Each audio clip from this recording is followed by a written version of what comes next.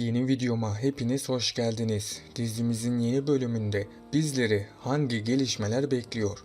Barış, Zeynep ile evlenecek mi? Zeynep, Mehdi'yi kendinden uzak tutmayı başarabilecek mi? Zeynep'in hayatı tehlikeye girecek mi? Mehdi, Zeynep'i unutabilmeyi başaracak mı? Hepsinin cevabı ve daha fazlası bu videoda. Öncelikle Zeynep'in artık merhameti yüzünden kendisine zarar gelmesini istemiyorsanız ve ayrıca dizimizin final yapmasını istemiyorsanız beğeni tuşuna basalım ve kaç kişiyiz görelim. Mehdi güç kazanmaya devam ettikçe paranın ve bu gücün etkisinden kurtulamayacak. Hatta zenginlik yüzünden Mehdi'nin karakterinde de değişimler meydana gelmeye başladı. Mehdi yakında istemeden kötü işlere bulaşmış olacak. Eğer Zeynep de Mehdi'nin yanında durmaya devam ederse o da ne yazık ki hayatını kaybedecek. Veysi hem Mehdi'yi hem de Zeynep'i öldürmüş olacak. Barış ise Zeynep'in tavırlarından dolayı çok öfkelenecek. Barış da Zeynep'i çok sevdiği için bu olanlara göz yumacak. Ama Barış'ın da sabrı taştığı için Barış da sonunda kendisine engel olamayacak. Zeynep de kendisini büyük bir kararsızlığın içerisinde bulacak. Zeynep kimi seçeceğinde zorluk yaşasa da sonunda kararını verecek elbette. Büyük ihtimal ile Zeynep Barış'ı seçecek. Barış da Zeynep'in kendisini seçmesi üzerine çok mutlu olacak.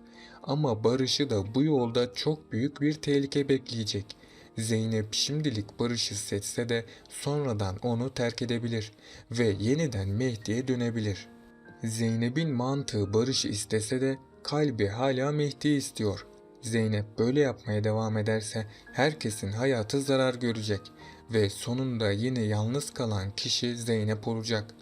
Ayrıca Barış'ın psikolojisi de sağlıklı değildir. Barış'ın çocukluktan kalan çok büyük bir acısı bulunmakta. Çünkü Savaş felç olduğu için annesi hep onun yanında olmuştu. Barış da annesinden ilgi göremediği için çok sıkıntılı bir çocukluk süreci geçirmişti. Barış, Zeynep'in kendisiyle ilgilenmemesi üzerine yine çok üzülecek. Barış'ın bu davranışları yakında saplantılı bir aşka dönüşecek. Barış her zaman Zeynep'in kendi yanında olmasını isteyecek. Barış, Zeynep'e evlenme teklifi etti. Zeynep ilk başlarda bu teklifi reddedecek ama daha sonrasında Zeynep bu evlilik teklifini kabul edecek. Zeynep ise yine üzülen kişi olacak. Çünkü Barış evliliklere boyunca Zeynep ile bir aşk hayatı yaşayacak. Barış da onunla evlenmenin gereksiz olduğunu fark edecek. Sonrasında da Barış Zeynep'i aldatacak. Zeynep eğer dikkatli olmazsa Barış tarafından yakında aldatılmış olacak. Tabii bu durumdan Barış da büyük zararlar görecek. Çünkü Mehdi Zeynep'in aldatıldığını görünce ona sahip çıkacak. Mehdi Zeynep'in yaşadığı kötü olaylardan intikam alabilmek için Barış'ı iflasa sürükleyecek. Yani Zeynep ve Mehdi yakında tekrardan birlikte olacaklar. Mehdi'nin Benel ile evlilikleri hiçbir zaman iyiye gitmeyecek. Çünkü Mehdi Zeynep'i sevmekten hiçbir zaman geri adım atmayacaktır. Zeynep ve Barış'ı uzaktan takip etmek zorunda kalan Mehdi çok acılar çekecektir. Artık Zeynep ile birlikte olamayacağının farkında olsa da Zeynep'i korumak için elinden geleni yapacak. Mehdi'nin başı bir türlü beladan kurtulmuyor. Mehdi'yi gizliden takip ederek ihanet etmeye çalışan birisi var. Veysi Mehdi'nin peşini bırakmayacak ve bu yüzden onun her türlü hareketini adım adım takip ettirecek. Zeynep ise Mehdi'nin vurulmasından sonra kendisini yine suçlu hissetmeye başladı. Barış, Zeynep'in hayatına girerek büyük bir hata yaptı. Zeynep'in hayatına kim girdiyse her zaman zarar gören taraf onlar oldu. Faruk içine kapanık bir insana dönüştü ve zorunlu bir evlilik yaptı. Mehdi hapse girdi ve kötü yollara düştü. Böyle devam ederse Barış da iflas edecek. Zeynep ilk başlarda Barış'ın sevgisine hayır diyemeyecek. Zeynep Mehdi'nin kendisi için yaptıklarını görünce tüm düşünceleri değişecek. Mehdi de hala Zeynep'i sevmekten vazgeçemedi ve Mehdi Zeynep'i canından vazgeçecek kadar seviyor. Eğer Zeynep Mehdi'ye dönerse Mehdi de Zeynep'e dönecek tabii ki. Zeynep, Nermin ve Barış'tan çekindiği için bir süreliğine duygularını belli etmeyecek. Diğer yandan Emine kimseye muhtaç olmadan kendi ayakları üzerinde duran birisine dönüştü. Faruk Emine'yi aldatarak ona çok büyük bir iyilik yapmış oldu aslında.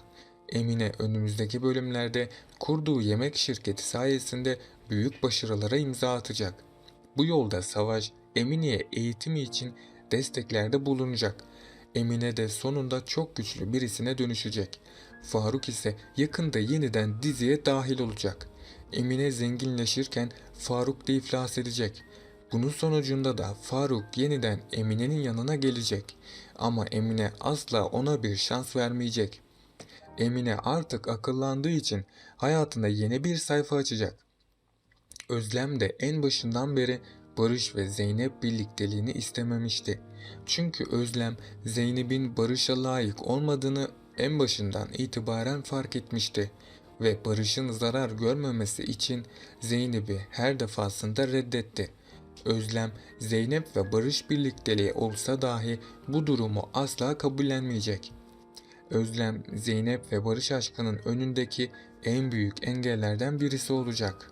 Bu yüzden Zeynep ve Barış'ın aşması gereken zorlu engeller bulunmaktadır. Eğer Zeynep ve Barış bu engelleri aşarsa aralarındaki bağ daha da güçlenecek. Nermin Hanım eski zenginliğine kavuştuğu için Ekrem ondan intikam alacak. Çünkü Ekrem Nermin yüzünden zenginliğini kaybettiğini düşünecek. Bu yüzden bir süreliğine Ekrem Zeynep ve Nermin'i rahat bırakmayacak. Özellikle Ekrem Zeynep'i öldürerek onu ortadan kaldırmak isteyecek. Ama buna Mehdi ve Barış engel olacak. Hatta Zeynep için kendi canlarını dahi feda etmeye hazırlar. Nermin artık Zeynep'e bir zarar gelmemesi için ona daha çok değer vermeye başlayacak. Sakine de Zeynep'in Nermin'i seçtiğini düşünecek. Bu yüzden Sakine her zamanki kararlarını devam ettirecek. Sakine bu yolda Nermin'e çok büyük bir savaş başlatacak. Eğer Nermin Sakine'ye karşı dikkatli davranmazsa bunun sonucunu hayatıyla ödeyebilir. Bu nedenle de Nermin'in daha öncekinden çok daha dikkatli davranması gerekiyor. Bugünkü analiz videomun da sonuna geldik arkadaşlar. Bunun gibi videoların devam etmesini istiyorsanız kanalıma abone olup bu videoyu beğenerek destek olabilirsiniz. Sonraki videolarda görüşmek üzere, hoşça kalın.